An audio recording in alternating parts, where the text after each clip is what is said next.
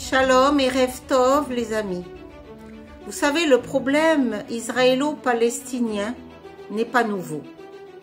Il y a longtemps qu'il demeure et je pourrai prochainement vous en expliquer les tenants et les aboutissants. Mais cette vidéo que je fais là n'est pas pour ce sujet. Je voudrais vous parler à cœur de la situation de nos otages israéliens.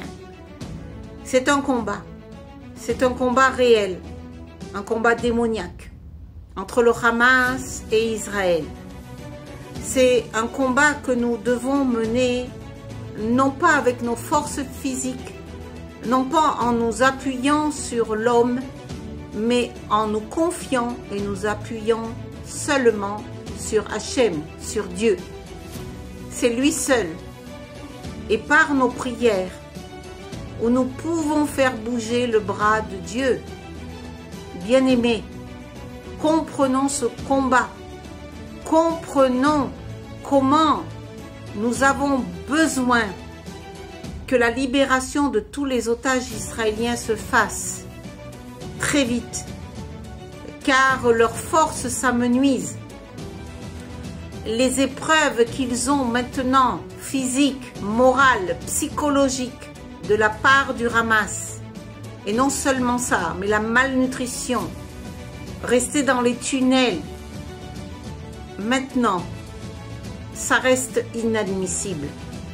Nous sommes à 1 an et demi de cette guerre. Il y a actuellement un cessez-le-feu. Il y a actuellement des accords qui sont faits. Mais tout cela est tellement fragile, est tellement sur un fil, mes bien-aimés. C'est pourquoi seulement notre confiance en Hachem, seulement notre confiance en Yeshua nous sera à tous favorable pour la libération totale des 76 otages retenus encore par le Hamas. Vous savez, il pourrait être, j'en bégaye parce que mon cœur est vraiment dans la douleur.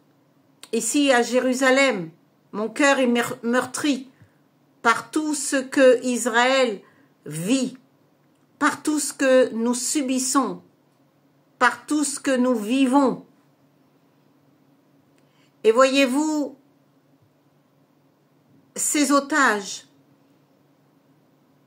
qui sont retenus par le Hamas pourraient être vos familles, pourraient être votre frère, votre sœur, votre père, votre mère, vos enfants.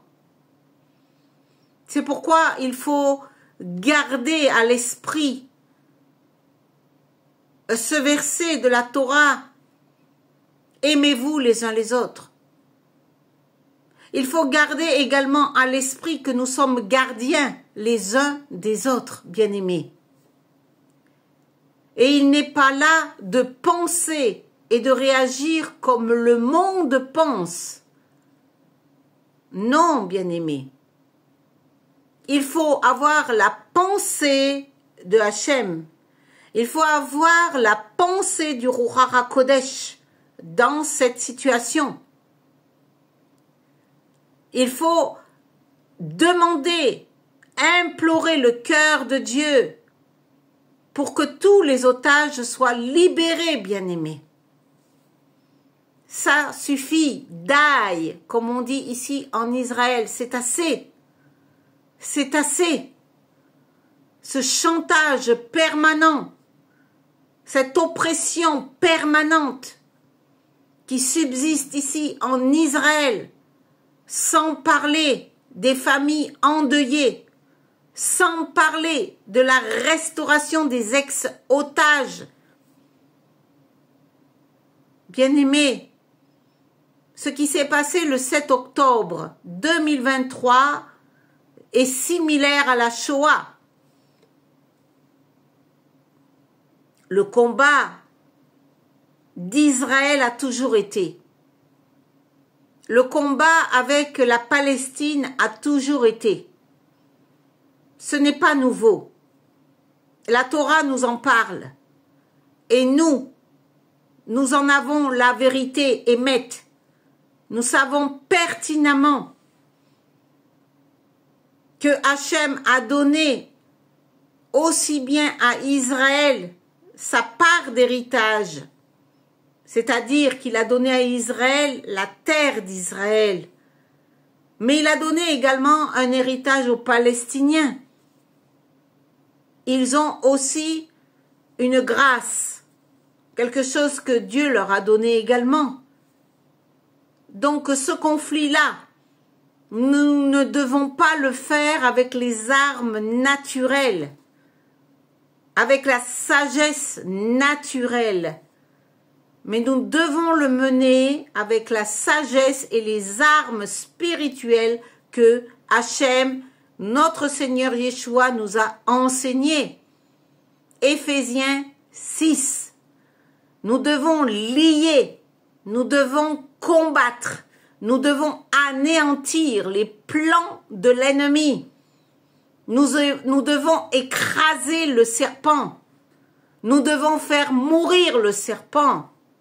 Parce que un serpent à moitié mort est dangereux. Donc nous devons tuer le serpent. Je parle du serpent spirituel. Comprenez bien mes amis. Cette guerre, je l'ai toujours dit, elle est spirituelle. C'est une guerre entre Dieu et le diable. Donc, lorsqu'on a compris cela, même si les médias disent ce qu'ils veulent, même si l'homme, quelle que soit sa position, ce qu'il dit, n'est pas toujours le oui ou le non de Hachem, de Dieu. Il reste très sensible, cet accord de paix. Il reste très sensible, mes amis. À tout moment, ça peut éclater, nous le savons bien. C'est pourquoi je vous prie de prier afin que la sagesse de Dieu soit donnée au gouvernement et que ce soit seule la volonté de notre Dieu qui se fasse. Vraiment, mes bien-aimés, ce sont des êtres comme vous et moi qui ont été en captivité. Et cela ne peut plus durer, mes amis. Il faut qu'ils rentrent à la maison, en Eretz Israël. Il faut qu'ils rentrent. Leur état se déprave.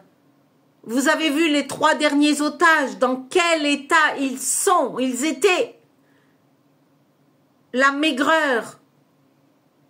Les yeux également remplis de peur. C'était vraiment ces images. Si on est un peu sensible, si on a du cœur, et je sais que malheureusement, en Europe, en France, on se dit, oh, c'est leur problème, c'est Israël, c'est chez eux, c'est leur guerre. Mais non, les nations, vous êtes concernés également. Lorsqu'Israël est en guerre, les nations aussi. Comprenez que Israël, tout dépend d'Israël. Votre bien dépend d'Israël. Alléluia. Dieu dit dans sa parole, priez pour la paix de Jérusalem. Prions, bien-aimés. Prions. Et que nous voyons la victoire. La victoire de la libération de nos otages. Soyez bénis. Soyez bénis, bien-aimés.